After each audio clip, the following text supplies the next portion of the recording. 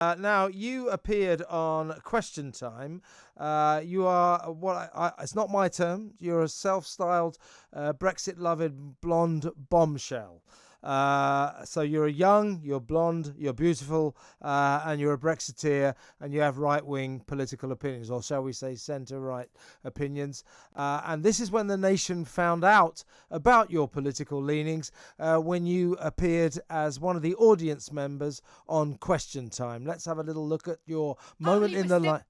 Let's have a look having this debate. At this point in time, I think the only things left in Europe should be Liverpool and Tottenham. And I think, Anna, if you would like another referendum, why can't we use the EU elections as another referendum? And when the Brexit Party do well, which I hope they do, and that's coming from a Conservative Party member.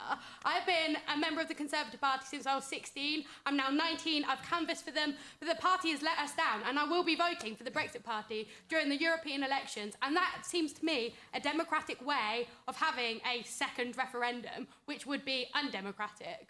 I know you're putting this. Brilliant. I loved Nigel Farage's smirk as you mentioned that you'd switched to the Brexit Party. But you've written a piece for the Daily Mail in their Mail Plus online site. It's basically explaining how difficult it is to be a young, bubbly, blonde, normal kid, if you like, from my point of view. I know you're not a kid, but, people like me think of you as a kid. But with right-of-centre opinions who supported Brexit. Why is it so difficult to have those opinions at your age? Well, I think one of the issues is that not many people my age are right-wing or voted for Brexit. So that immediately kind of singles me out. But I do kind of find it quite funny because often the people that send me abuse describe themselves as liberals. But as you know, one of the pillars of liberalism is tolerance. And these people are some of the most intolerant people I've ever come across. I mean, I get death threats. I've had people that I've been friends with for years, and following my Question Time appearance, suddenly I was this crazy fascist, the worst person in the world. So it does just show how scary it is for someone of my age to come out and actually say that they are conservative or they support Brexit. And you mentioned in your article, which I found unexpected, that most of the hatred, you'd think it might be blokes or jealous girls of the same age of you, jealous that you got your moment in the limelight, you got on telly. But it's middle-aged women, who are often mothers themselves. Yeah, exactly. So I've posted like bikini photos, as many people my age do when they go on holiday, and of course I have a lot of I have a lot of middle-aged women comment on my weight or certain fat that I have in certain places apparently. But what's quite funny is you click on their profile, and their profile picture is a lovely photo of them and their loving daughter, and inevitably they've used the hashtag be kind just a week prior, but apparently be kind doesn't apply if you're a Tory. Now, do you mind? You must have some friends who forgive your political opinions, if you know what I mean. I mean, do you mind? I mean, I have my political opinions, and I have friends who absolutely vehemently disagree with me. They hate my political opinions, but that doesn't mean to say we're not friends. That doesn't mean to say that we don't remain cordial to one another, don't still go out for a beer, because political differences shouldn't dictate friendships. But do you find that people do get their political opinions to dictate the way they feel about you?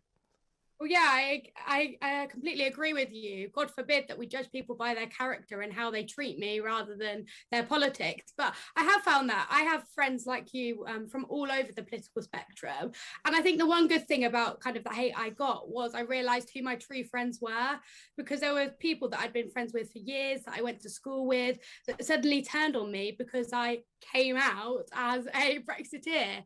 So that's really shocking, and it's quite damning on our society. We're a democracy in Britain. We should be more tolerant of political differences.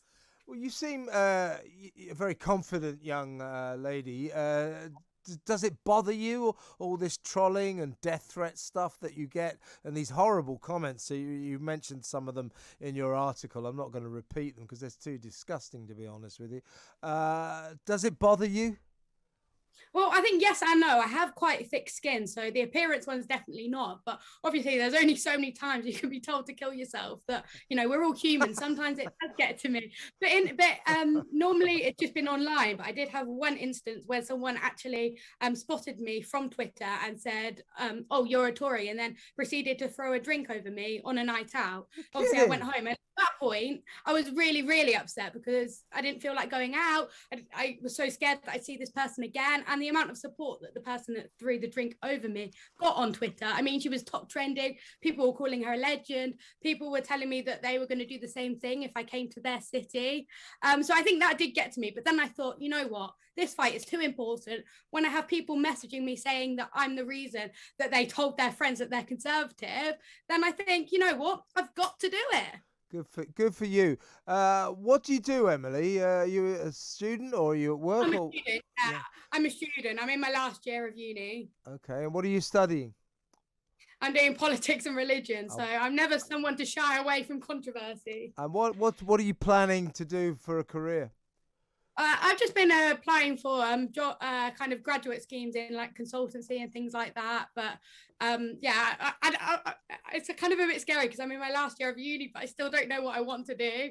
But obviously, something with that applying for jobs is that so if an employer doesn't like my political opinions, then they might not even give me a chance. So that is something I've had to consider. Well, have you considered going into politics? You should. Well, everyone thinks it's the inevitable thing, but I'm someone that doesn't really like a careerist politician. So who knows? Maybe in the future, but not just yet.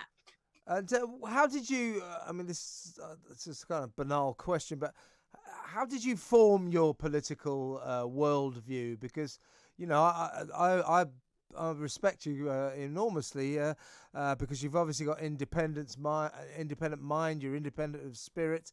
How did you form your opinions, given that I bet you all your friends were thinking something different? Well, Kevin, it's actually funny because my dad is a raging lefty. He went on the Remain marches back in the day. So everyone was always like, oh, it must be your parents. I'm sure your parents are massive Tories or love Brexit. But it's actually quite the opposite. But I think having that kind of, tolerance in my household and that debate really opened me to search to get my own ideas. And it just shows me and my dad have a really good relationship. So you can get on well with people that you vehemently politically disagree with. So basically, when he was telling you about all his Remainer opinions, you got the opportunity to realise what a load of old rubbish it was and formed a different opinion, yeah? Yeah, and obviously I've got a bit of a rebellious streak, so Yeah. So what does what do your parents think of your outlook? Well, they're really supportive. My mum's a classic swing voter, so however she is feeling on election day is normally the way that it goes. But they're just proud that I'm like out there enough to say what I really think and that I do stand up for my own opinions. So I think they're proud of me in that way, which is nice. Just before you go, Emily, Boris Johnson? You're a Tory voter. Boris Johnson's going through a difficult time right now. Your thoughts? Bojo has lost his mojo. I think the whole situation in the channels at the moment is inexcusable, really. And I was someone that massively backed Boris, but I think he's turned out to be very anti-conservative. So not a fan. We need someone new. Esther McVeigh. There you go. That's an interesting choice. Listen, I'm an old stager from Fleet Street. Your article, really, really well written. Well done. Well done. Thank you so much. That's so kind. Write some more. Write some more. Maybe you I could, will. Don't you worry. Maybe you could go into journalism. That's a thought. Because you can, maybe. Who knows? It's very, very well written. I mean it. Wonderful to talk to you, Emily. We must talk again. Emily Hewertson. She's a Mail Plus columnist and a woman of independent-minded spirit. I'm sure you agree.